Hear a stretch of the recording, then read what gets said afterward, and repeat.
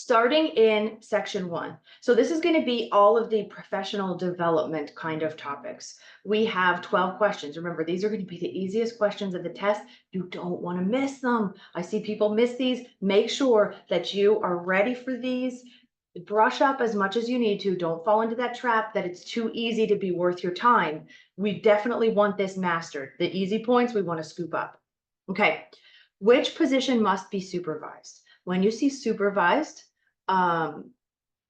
or registered, anything licensed, that means that we're not talking about training. We are certified, right? We are not licensed. We don't need to be supervised. We are in an industry that is deregulated, okay? So always when they're talking about the other one, what they're saying is that which branch are we on? Are we on the training branch or are we on the medical branch? Anybody that's on the medical branch is going to be registered, licensed, supervised. So it doesn't matter if they say yoga teacher, spin teacher, boot camp instructor, any version of training is going to fall on the training path. So we don't need to be supervised. Same thing if you own the gym. Just think of like business in general. We don't have a supervisor like you do. There's not somebody at a hospital that you have to answer to. Okay, which of the following is within a trainer's scope of practice? Helping an athlete rehab an injury, A, is out, right? We don't treat, diagnose, anything, nothing with the treatment of injuries. C, prescribing daily meal plans. Again, if it says for food, nutrition related questions, prescribing and meal plans, that is a big red flag that this is out because this goes to a nutritionist, a registered dietitian. That's beyond our scope of practice. And then D, same thing, diagnosing any health conditions, especially chronic. So say that we get a client and we see that they're having really high blood pressure. We can't say to them, we're diagnosing you with hypertension. We need to say, okay, you have to get with your doctor, get this checked out, get a note from him or her, and then you'll be able to come back and work with us after, okay? So most of these questions are going to be refer to blank. And what the blank is varies, but it's always going to be about referring out to someone who is more qualified. So say that we suspect that somebody has an eating disorder. We're not diagnosing it. We're going to refer them to a qualified medical professional who has the training, the skills, the ability to diagnose it. Okay. Number 3, which of the following best describes the code of conduct? You see code of conduct, our Pavlovian response, we're looking for the word guidelines. This is a definition question. When you get the definition questions, they're going to be word for word what we're used to from the glossary, from our notes. Some of the other options, I put in what these are the definitions for because there's a good chance that you might be able to see which of the following best describes rapport. Then it would be A relationship in which two people understand each other's ideas and communicate well. So remember, the rapport is building that, right? This is what you build with a client, establishing the relationship. C, a set of processes that help a fitness professional determine client volume. This is going to be the forecasting from the sales model. So we'll have that question coming up here in just a few. But when you see this determining client volume, this is not their workload, right? This is for you. How many clients do you need to have to make your target amount of money? D, a set of scientifically proven and evidence-based theories that a fitness professional can apply to specific fitness programs. That's just the OPT model. Okay, next one. We want this Pavlovian. What are all buying decisions ultimately based on? When we see buying, we think emotion. People, not, remember A, B, and C, different people that applies to, some people it doesn't. This is everyone buys things based on what they feel they're going to get out of it. It's the emotion, the feeling. So the other word that comes in here sometimes is value, what they value. What is the third step in the sales forecasting model? Okay, so this is where, remember that box, it's like around page 45-ish, that is on the upper right hand of your book that talks step by step. How do you determine how many sessions you're going to need per week, right? So it starts with the annual income. Easy. I want to make $50,000 this year. So how much do I need to make a week?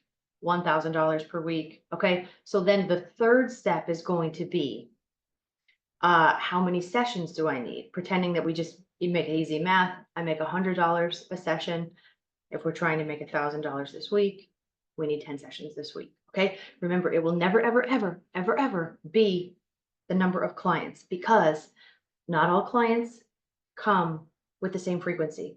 Some are going to be there once a month. Some are going to be there 3 times a week. So it's going to have to be next step, the number of sessions. Okay. If you want to, just read that box again. Advertising on social media is an example of which aspect of the marketing mix. So we want to know those 4 Ps. Sometimes they'll call them the 4 Ps. Sometimes they'll call them the marketing mix.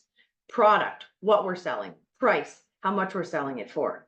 Promotion, how we're selling it. Place, where we're selling it. Social media obviously goes with promotion. The other thing that I see sometimes go with promotion, the question would be bulk sales. So just be ready for that one too. Okay. Which component of SWOT analysis is best reflected by attending a continuing education workshop? So we first asked ourselves, what does SWOT stand for? Strengths, weaknesses, opportunities, threats. Now, sometimes I see people would answer a question like this with a strength. It's not a strength yet. After you attend it, after you get this specialty certification, then that will become one of your strengths. But right now, because you're in the act of doing it or you haven't done it yet, put it under an opportunity. Okay. How many contact hours of education are required for recertification? I feel like you're guaranteed to get some form of this question. So make sure we're ready for it, whether they say contact hours or CEUs, continuing education units. We need the 2 CEUs every 2 years. Our recertification period or certification period is 2 years long. All right. So A and B are out. This every year thing doesn't work. It's every 2 years. Okay. So we eliminate A and B. It's going to be 20 contact hours, because what they estimate is for every unit, you need 10 contact hours. Okay, so 10 hours of kind of in class and study time for every unit. 2 CEUs every 2 years. 20 contact hours every 2 years, because each unit equals 10 contact hours. Okay. And remember, 0.1 of those will be CPR and AED. So if you haven't done those yet, you need them before the test, but also just make sure you're familiar with it, because every now and then they pop in pretty simple, but CPR questions on the test. Okay. Which of the following is a non-directive question? Look at that non. It's not directive. If we don't direct someone, we have asked an open-ended question. We have opened this up. What is your top health goal? Tell me the story with as long of an answer as you want. We have opened it up. If we ask A, how old are you? One answer. It is directive. We have directed them to an answer, and those are going to be the ones that they call closed or closed-ended. So just let that non in the non-directive guide you into the open-ended. Okay. If we're not directing it, we're saying, all right, you take this and run with it. Which of the following is defined as a relationship in which 2 people understand each other's ideas, have respect for one another, and communicate well? Now, we saw that as one of the options up above. That is rapport. Which of the following does not adhere to the NASM Code of Professional Conduct? Now, a question like this is important with our test strategy, where no matter what route you've chosen to take, with any time that remains, you're coming back through to try to review as many questions as you can before you finish, because we all know that even if you read questions well, you identify the keywords well, when you're in the test, it just happens. It's just the nature of what testing does to a brain, that you're likely to miss a word here and there, right? So it's going to be good if you have some time left to just review word for word, that you're kind of reviewing for a different reason, not just to make sure you pick the right answer, to make sure you read the right question. Okay, so this one, keyword not. So everything else here is going to be things that we do, that they expect us to do professionally. Refer a client out. Yeah. Protect client confidentiality. Yes, remember, if you get these questions, this is going to be storing records in a secure location. We have access to their medical information. So this is something that we need to protect, just like in a doctor's office. Maintaining accurate financial and tax records for 4 years. So remember, all of the continuing ed stuff, 2 years. The only thing that goes longer is the tax records. You've got to keep those for 4 years. Okay, but then D, begin training a client with hypertension, high blood pressure, prior to receiving written medical clearance if the client shares that they received verbal clearance. So they might say to you, oh yeah, my doctor said I can do this. I just didn't get a chance to get their letter yet, or the note from the doctor. That's a no, okay? So you might see the opposite too, where it's going to say training a client with hypertension, coronary heart disease, blah, blah, blah, who has received clearance from their doctor. Then it's okay, right? It's still a higher risk, but if we get that clearance for cardiac, pulmonary, metabolic conditions, all we have to do is follow what the doctor says, and then we're okay to train them.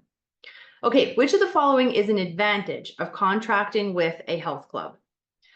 So this is where you want to always think about the difference between working on your own and being employed. So A, taxes are taken out by the employer. No, we are not an employee. We're contracting with them. So we're responsible for our own taxes. B, earning an hourly salary. No, that is the comfort, again, of being an employee. There's a lot of downsides to doing like a 9-to-5 desk job Monday to Friday, but the upside is you know what you're making every hour, okay? D, paying a fee to the facility. We do have to do that, right? So if you're training on a gym floor, you're contracting, they might take 30-40% of whatever the sale is. But that's not an advantage. So make sure for these, again, just get them organized, kind of put them into lanes. Who does it apply to? Contractor, employee. Is it an advantage? Is it a disadvantage? So let's think about C. Say that we're working at one of these big box gyms. The facility covers the overhead costs, right? They're doing that. We don't have to pay to put the lights on. They have assumed that risk. And in exchange for that, we give them a cut of everything that we make. They do the marketing. They have the fees, they pay for it. All right, section 1, done.